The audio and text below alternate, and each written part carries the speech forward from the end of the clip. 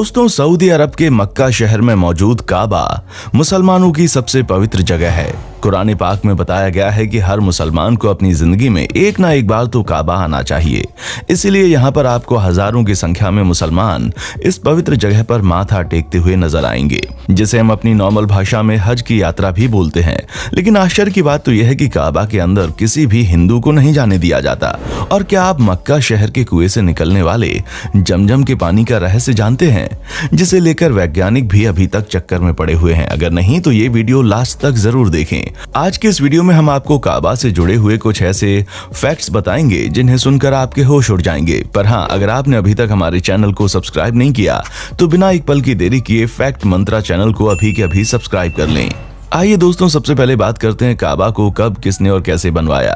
तो ये बात शायद कुछ लोगों को अजीब लगे, लेकिन काबा को खुदा के हुक्म पर बनाया गया था। जी हाँ, खुदा ने हजरत इब्राहिम से उनके बेटे की कुर्बानी मांगी और हजरत इब्राहिम ने बिना एक पल की देरी किए, बिना कुछ सोचे समझे अपने बेटे की कुर्बानी दे दी। लेकिन फिर हजरत इब्राहिम का ये सच्चा दिल देखकर खुदा ने उनके बेटे की कुर्बानी ना करते हुए एक जानवर की कुर्बानी करने का हुक्म दिया।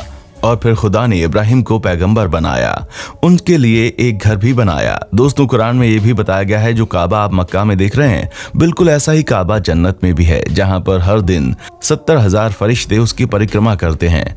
अब ये चीज भी कई सारे लोगों को सुनने में अजीब लगेगी, लेकिन काबा का निर्माण कई बार हो चुका है। कभी कभी प्राकृतिक आपदाओं की वजह से तो कभी किसी कारण से काबा किसी न किसी नुकसान को झेलता था, जिसके चक्कर में बार बार इसका निर्माण करवाना पड़ा। ऐसे में आप जैसा काबा देख रहे हैं, ये पहले ऐसा बिल्कुल नहीं था और आखिरी बार 1996 में इसमें कुछ बदलाव किए गए। हालांकि आखिरी बार जब इसमें बदलाव किए गए तो उसमें कई सारी आधुनिक तकनीकों का इस्तेमाल किया गया ताकि काबा में किसी भी तरह की कोई प्राकृतिक आपदा का असर ना हो। और ये भी कहा जाता है कि जिस तरह से इसको अब बनाया गया है उसमें कई सदियों तक काबा में कोई भी नुकसान नहीं होगा।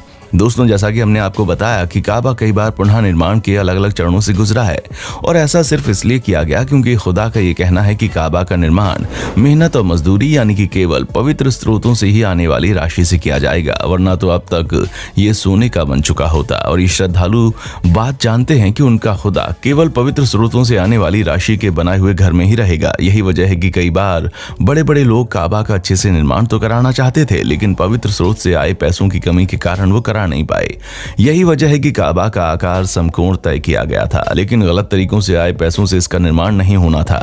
ऐसे में इसे छोटा सा क्यूब का आकार दिया गया। वैसे दोस्तों, कुछ भी कहिए, खुदा भी ये चीज देखकर सोचता होगा कि मैंने एक चीज पर पवित्र तरीकों से कमाए पैसों का इस्तेमाल करने के लिए कहा तो ये चीज समझ आ गई।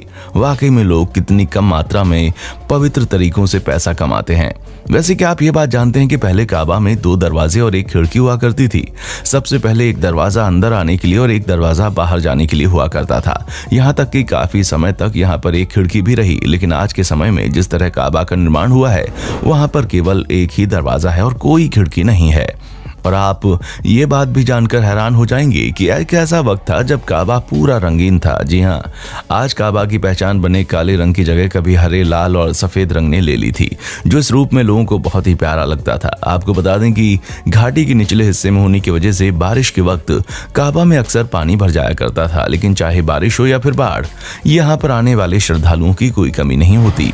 और फिर चाहे जितना भी पानी क्यों ना भर जाए, वहाँ का माहौल हमेशा ही अच्छा रहता था। और सिर्फ इतना ही नहीं, वो तैरकर काबा की परिक्रमा करते थे। हालांकि अब आसपास की जगहों पर बदलाव करके इस तरह की स्थितियों पर काबू पा लिया गया है और तब से पानी में तैरते हुए श्रद्धालुओं की गहरी आस्था का वो दृश्य देख पाना लगभग नामुमकिन सा हो गया है।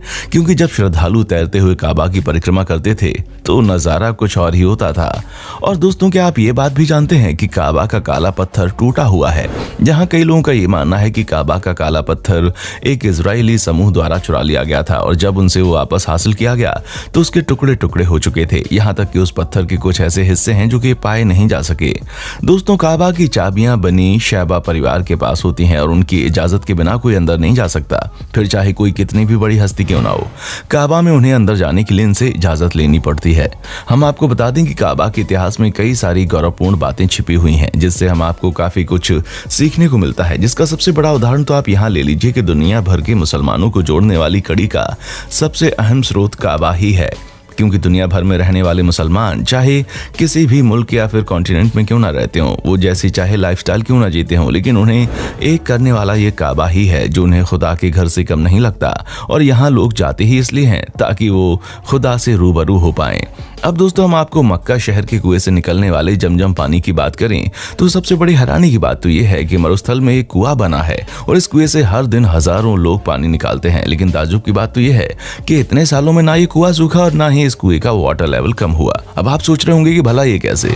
तो दोस्तों इस कुएं के पीछे की कहानी कुछ इस प्रकार बताई जाती है कि हजारों साल पहले पैगंबर हजरत इब्राहिम अपनी पत्नी हाजरा और अपने बेटे हजरत इस्माइल को मक्का के रेगिस्तान में छोड़कर कहीं काम से चले गए। जब बेटे हजरत इस्माइल को बहुत तेज प्यास लगी तो रेगिस्तान में दूर दूर तक पानी दिखाई नहीं दे रहा था। मासूम इस्माइल प्यास से परेशान होकर रेत पर अपनी एड़ियां रगड़ने लगे और तभी चमत्कार हो गया, क्योंकि जिस जगह पर इस्माइल अपनी एड़ियां रगड़ रहे थे वहां से अपने आप ही पानी निकलने लगा। अब रेत जैसी जगह से पानी निकलना अपने आप में किसी करिश्मे से कम नहीं था। इसी वजह से उस जगह पर कुआं बनाया गया और इसी कुएं को आज हम जमजम के पानी के कुएं के नाम से जानते हैं। दोस्तों यहाँ पर मुस्लिम इस कुएं के पानी को काफी पवित्र मानते हैं, तो वहीं दूसरी तरफ कुछ लोग ऐसे भी हैं जो इस कुएं के पानी को पीने लायक भी नहीं मानते। यही कारण था कि 40 साल पहले एक एक्सपर्ट ने जमजम के पानी का निरीक्षण किया और दोस्तों ऐसा इसलिए हुआ क्योंकि साल 1971 में इजिप्ट के एक डॉक्टर ने यूरोपियन प्रेस में ये लिखा था, मक्का का जमजम पानी लोगों के पीने लायक बिल्कुल नहीं है। मैं इसलिए इस पानी को दूषित बता रहा हूँ क्योंकि मक्का समुद्र तल से नीचे है और ये कुआं मक्का शहर के बीचों बीच स्थित है। इसलिए मक्का शहर का सारा गंदा पानी नालों से आकर इस कुएं में जमा होता रहता है, जिससे बहुत ही खतरनाक बैक्टीरिया इस कुएं के पानी को दूषित करते हैं।